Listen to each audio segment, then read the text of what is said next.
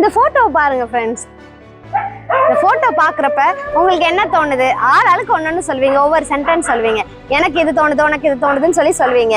ஆனா இந்த போட்டோ பார்த்ததும் எனக்கு என்ன தோணுச்சுன்னா, பிசாசு எப்பயுமே நம்ம முன்வாசல் வழியா வரமாட்டாங்க. நம்ம அஸ்திபாரத்துல இருக்க எல்லா கிராக்ஸை பார்ப்பான். எங்கெங்கெல்லாம் விரிசல் இருக்கோ அந்த விரிசல் வழியா தான் வீட்டிற்குள்ள வருவான்.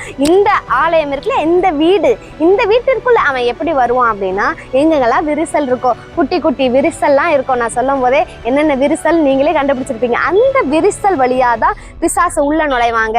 அப்படியா, அந்த விரிசல் வழியா உள்ள நுழைஞ்சிட்டா என்ன செய்யறது அப்படின்னு சொல்லி நிறைய பேர் கேட்பீங்க. அதுக்கு ஒரு ஐடியா இருக்கு. என்னன்னா, அழகா வேதம் சொல்லுது, பிசாசின் தந்திரங்களை நிற்க திராணி உள்ளவர்களாகும்படி சர்வாயுத வர்க்கத்தை தரித்து கொள்ளணுவாங்க. இன்றைக்கு பிசாசின் தந்திரங்களை எதிர்த்து நிற்கிறதுக்கு உங்களுக்கு திராணி வேணும் அப்படின்னா அதற்கு சர்வாயுத வர்க்கத்தை நீங்கள் தரித்து கொள்ளணும். உடனே போய் பார்த்து சர்வாயுத வர்க்கத்தை நீங்கள் தரித்து கொள்ளுங்க. ஆமென். God bless you.